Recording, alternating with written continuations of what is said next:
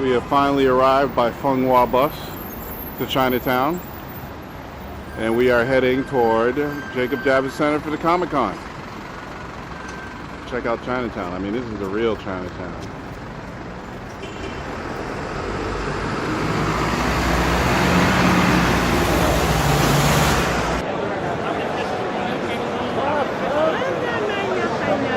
Hey, did you see Miss Titty back there? Yeah. You did? Oh, so you were in shock, weren't you? Like, I didn't know I'd see that in real life. No. Yeah?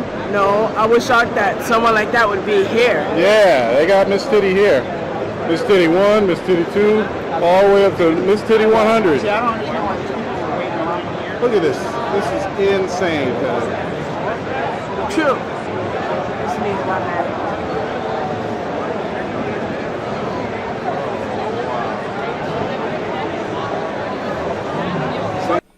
Well, I decided to go back to the New York Comic-Con and check it out. The last time I went, I think it was like a year and a half ago. It was pretty good. Not like the San Diego Comic-Con, but getting there slowly but surely. So we took the Fenghua.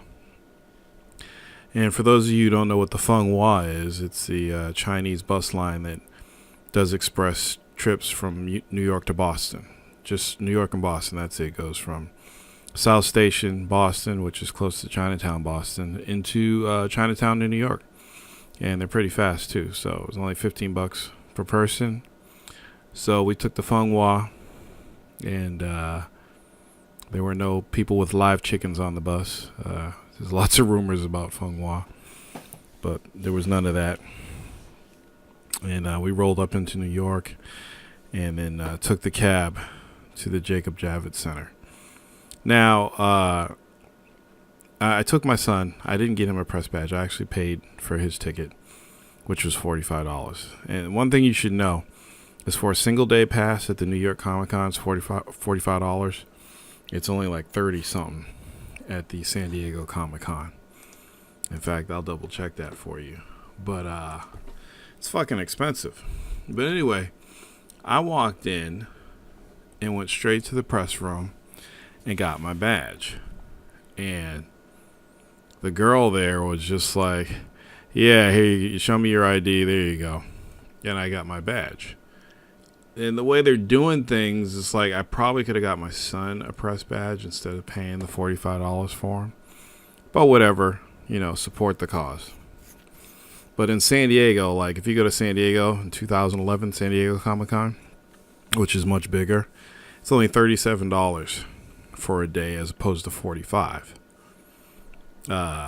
So the pricing is a lot different. San Diego is a bigger venue, much bigger, and they have more stuff. It's been going on longer. Again, New York is in its infancy. So we went in there, and then we had to wait in line for about 30 to 40 minutes to get his pass, which I thought was bullshit. But we waited in line, walked all the way in, got his pass, and then went into the convention center and checked it out. Now, unlike a year and a half ago, where there was actually space and you could move around and you can talk to people and check stuff out, it was so densely packed with people that all you could do all day was bump into people. I was literally knocking people over as my son was behind me in my wake. I was just plowing through people, men, women, children. I didn't give a shit because I just got tired of people standing in the middle of aisles and not moving or anything. And it's like you take Marvel vs. Capcom 3, for instance. What if you wanted to see that? Well, you couldn't because the Marvel vs. Capcom 3, I think, was on 3 different screens. It was packed with people. You had the people playing it, and then you had everybody watching. And I'm like, is it that badass? Is it that mesmerizing that there were so many people here watching Marvel vs. Capcom 3? And this is what you get when you go to a public event. I'm in the press. I go to these video game events all the time. So seeing a game for the first time like that isn't so amazing to me. But if you do want to see something for the first time, and the first time they show it's at a public event, you might as well forget it. And the other thing about New York is they don't have a day where just professionals can go. San Diego has a professional there. If you're a professional or in the press or whatever, you can go and there's no public. Nobody, just professionals. So you can scan the whole floor, get all the stuff you need to get, and then spend the rest of the week doing panels and stuff. And also, the last time I went there, I went for 2 days. I didn't go for 1 day. But, you know, I haven't gone to San Diego for a couple of years. I don't think I'm going to go back to New York. The Comic-Con thing is just not what it used to be. It's not the same for me anymore. It's not as exciting. I used to go and get Godzilla movies and Kung Fu movies that I couldn't find anywhere else. And now they have the internet. And you can order all that shit online. You know, even bootlegs or whatever. But the main reason I would go to San Diego is because you could sit in a room all day and see clips and movie trailers for movies that won't be out for another year. Some of them 2 years. And you get to see all the actors and actresses and producers and directors and shit. That's cool. That's, you know, it just, certain things amaze me about Comic-Cons. Like New York. Here's the other thing about having a Comic-Con in New York. New York is one of the most densely populated cities in the United States. And every year, Comic-Cons get more and more popular. So pretty much everybody in New York's like, well, the Comic-Con's here, so let's just go check it out. So the entire city of New York is like headed to the Jacob Javits Center. And you walk in there, and it's just packed. Packed. It's just amazing, you know? I think if it was somewhere else, it wouldn't be as packed. Like even San Diego. San Diego's a bigger event, but the convention center is designed in a way where the aisles are much wider. The main convention floor is spread out. It has more. It has a bigger footprint. Plus, they got several levels where stuff is actually going on. Where the Jacob Javits, while it's big, it doesn't have the space that the San Diego Comic-Con does. And it's just like, oh my fucking God, are you serious? The cool thing about going to a comic book convention, though, is you could fart freely and nobody knows where it comes from. Nobody knows where it came from, so you could just be walking and just let out all kinds of stinkers. And then nobody will know who let that fart out. So I was doing that all day. I actually heard these 2 Chinese girls. They're like, ooh, I don't know, but let's get out of here. I was cracking up. The other amazing thing about the Comic-Con is these people that do the cosplay. And they will go so far to be accurate, you know, and legit with their cosplay. They'll go to the maximum distance to, you know, make the outfit perfect. So you'll see girls with like side boob and under boob and lots of cleavage showing because they want their costume to be accurate. You know, and if you have like an anime character and all they have on is pasties, you'll see a girl with nothing but pasties on her chest, regardless of age. It's just amazing at what some of these women wear at these fucking Comic-Cons. It's just like the fucking Carrie Fisher's outfit from the Princess Leia outfit from Return of the Jedi. With as many Comic-Cons that I've been to, I don't know, I've seen about 80 different women wearing this outfit. And none of them wear underwear underneath that outfit.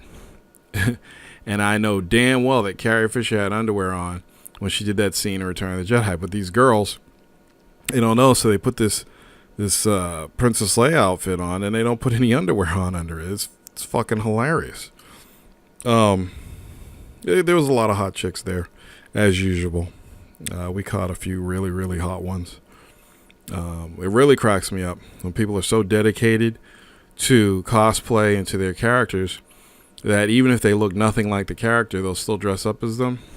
Like, even really fat chicks will put on half shirts and stuff just to look like their character, and that just blows my mind. What else?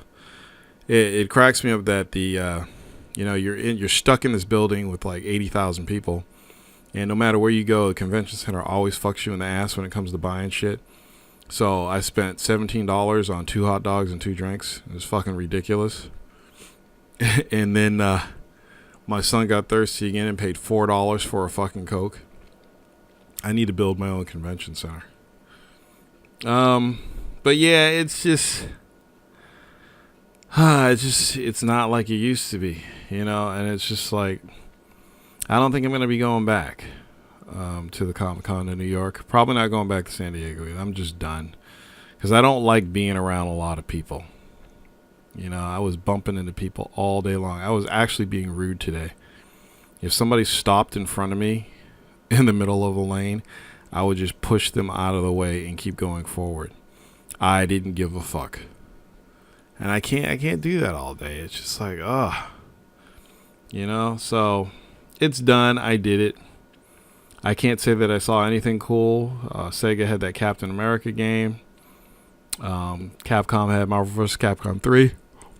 Announced a few more characters and shit. But that's about it. Got on the Funghua, headed back home. And here I am. So I don't know what else to say. I saw Hip Hop Gamer there. I saw Jeff from 2DX. It's amazing that I saw Hip Hop Gamer, because you figure somebody his size would get lost in all those people. But I saw him. Saw Ross from SFX 360. Saw the Dual Shockers gang handing out little brochures for their PlayStation giveaway. That's something I should have did. I should have just printed like 10,000 brochures with a picture of a chick with huge fucking tits and just handed those out. And, you know, got 10,000 more hits to the site.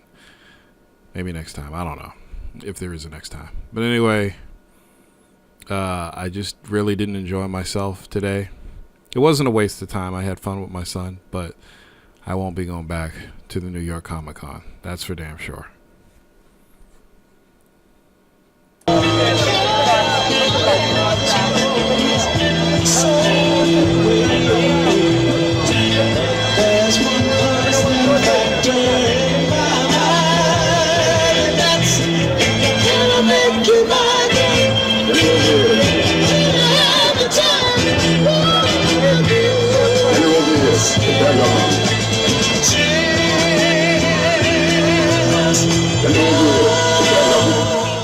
There's something about the name, Hershey's Nuggets, that doesn't sound right.